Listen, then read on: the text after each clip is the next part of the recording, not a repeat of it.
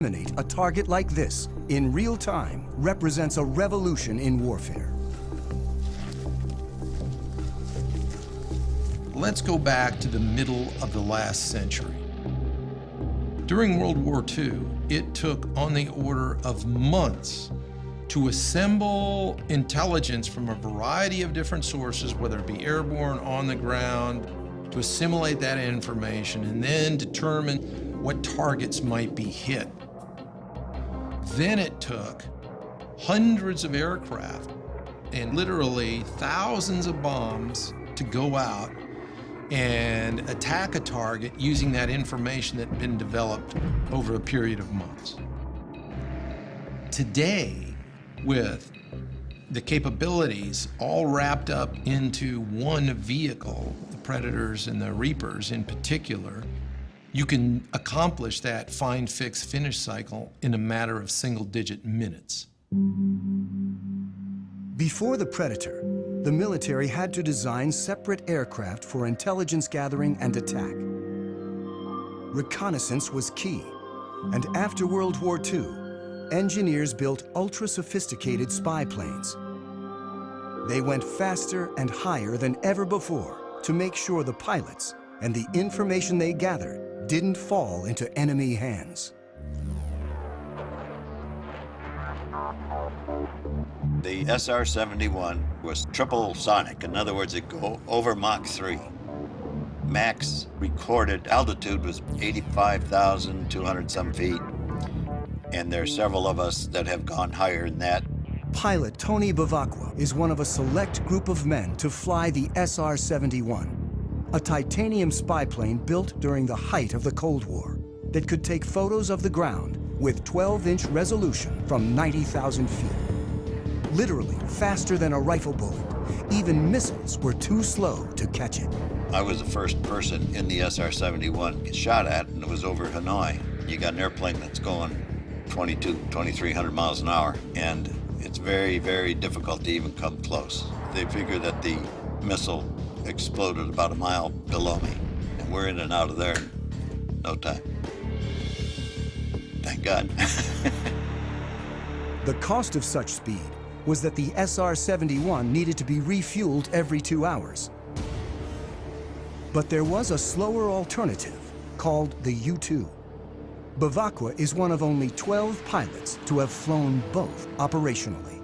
I was very proud of being a U-2 pilot because of what we have done and what we're still doing. It's just a magnificent platform, does excellent reconnaissance. Still widely used today, nearly 60 years after its introduction, pilot endurance limits U-2 flight time to 12 hours. It's pretty demanding on their bodies. They have to wear a special high-altitude suit for it, and then it whites them out for a good couple of days. It fatigues them quite a bit to go that high. Manned spy planes are not only limited by human endurance, they also bring the risk of pilot loss. In 1960, Bevacqua's friend, Francis Gary Powers, was shot down while flying a U-2 over the Soviet Union. It was a propaganda field day for the Russians. Powers' cover story was that he was on a meteorological flight. Frank Powers tried to say it was a weather flight, but there was miles of film. And so it was easy to discern what he was doing. Khrushchev denounced the United States with every epithet in his vocabulary. He summarily rejected all attempts of the West at reconciliation. Powers was imprisoned in Russia for more than 2 years, creating a major international incident and clearly demonstrating the need for unmanned spy planes. It was a development from the pilotless aircraft principle. Guidance was by radio from an accompanying aircraft. After reaching altitude... As early as World War II, once at altitude, airplanes could be controlled by radio signals after the pilot bailed out. But for decades afterwards, before GPS, drones were limited by primitive autopilots and navigation systems. In the 60s and 70s, drones crashed constantly, including the most advanced unmanned aerial vehicle, or UAV, the Aquila drone, that averaged a crash every 20 hours. It was a small propeller drone that would fly over the battlefield and gather information and beam it back to you. The problem is, back in the 70s, the technology wasn't ready yet. It was a $1 billion program by the time they got just a couple prototypes. I was frustrated that the U.S. could not make UAVs really work. Abe Karam is the father of the Predator. This is one of two small UAVs built in my garage between 1980 and 1983. I was borrowing $18,000 a year from family. That's all we had. Everything was built with the lowest possible technology. We were trying to show that if you design the best you can, then you are going to get performance by design. On his first prototype, the Albatross, Karam placed the engine and propeller in the rear so they wouldn't interfere with the delicate sensors up front. And the inverted tail is also still visible on its famous descendant. Down-deflected tails are there to protect the prop, so when it tilts back, it's hitting the skids and not hitting the propeller. An ex-fighter jet engineer, today Karam designs and builds planes at his company in California. In the 70s, when he started working on drones, he realized that without a pilot in the seat, a whole new world of design possibilities opened up. Other unmanned aerial vehicles of the time were still too closely modeled on manned aircraft. I said, I don't like what I see. I'm not going to take the engine, and I'm not taking the prop, I'm not taking the landing gear, I'm not taking the computer. Karam believed that efficiency and lightness were the key to creating an affordable, high-endurance UAV. So first, he gave his craft long wings to prioritize lift over speed. When you want to be efficient, you want to be like the soaring birds, very long span wings. The Albatross is the best gliding bird, is 20 times more span than the Quad. And my Albatross, the UAV Albatross, was close to that. Karam built the Albatross from scratch in his garage. He modified a go-kart engine to burn only 1/10 of a gallon of fuel an hour. And Albatross soon evolved into Amber, a 15-foot-long, 28-foot span UAV with 38-hour endurance. Karam relied on seed money from DARPA, the Defense Advanced Research Projects Agency. Its early investments in artificial intelligence and other technologies led to countless civilian uses and made modern UAVs possible.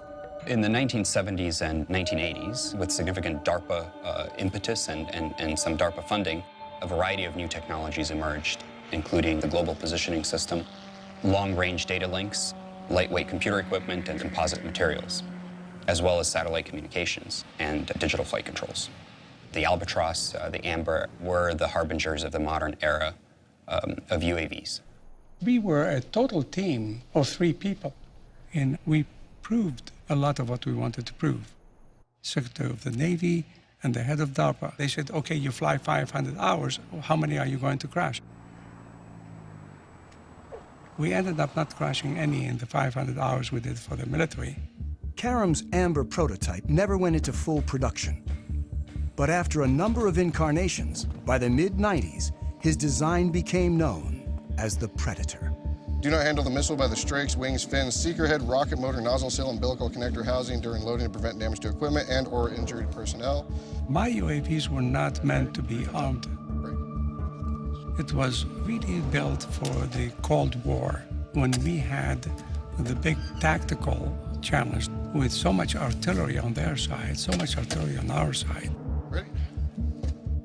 With 2 large armies facing off, UAVs could be used for espionage, but not attack. Then, after 9/11, America started targeting individuals. Now we are fighting non-state enemies, so it starts making sense to arm the UAV, which is not my intention in the beginning. In October 2001, an armed Predator changed warfare forever. I was the commander of the air operations against Afghanistan. where we actually used for the first time a weapon off the MQ-1 Predator. The advantages were enormous, order of magnitude beyond where remotely piloted vehicles had been just 10 years prior in Desert Storm. Since this initial strike, drones have proven so effective that the Air Force is now training more remote pilots than manned fighter and bomber pilots combined. So, play on the scenario. At Holloman Air Force Base in New Mexico, instructor Major Jason teaches this new generation of pilots. Adam 03, loud and clear. The stakes are high when operational, so they begin on video simulators. He invents practice scenarios programmed using Xbox video game controllers. Adam 09 from Viking 01, you're cleared hot.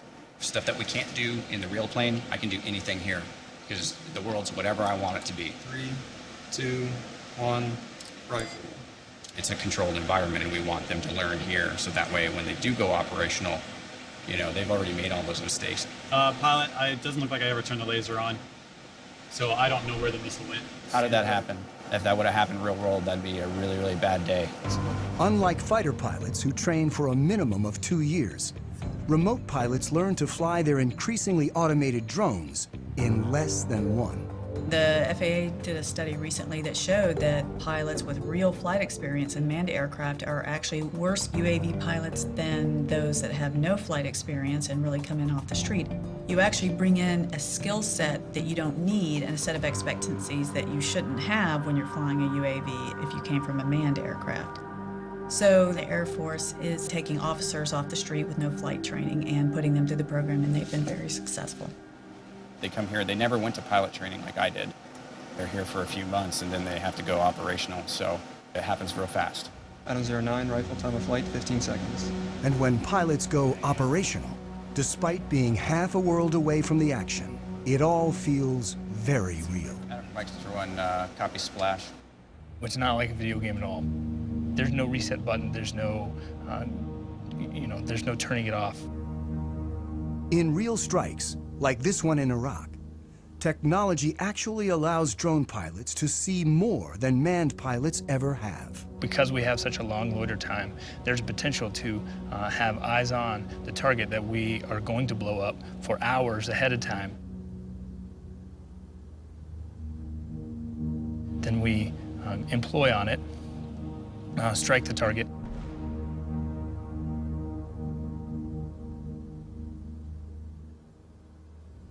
And then stick around for another few hours to watch what happens afterwards.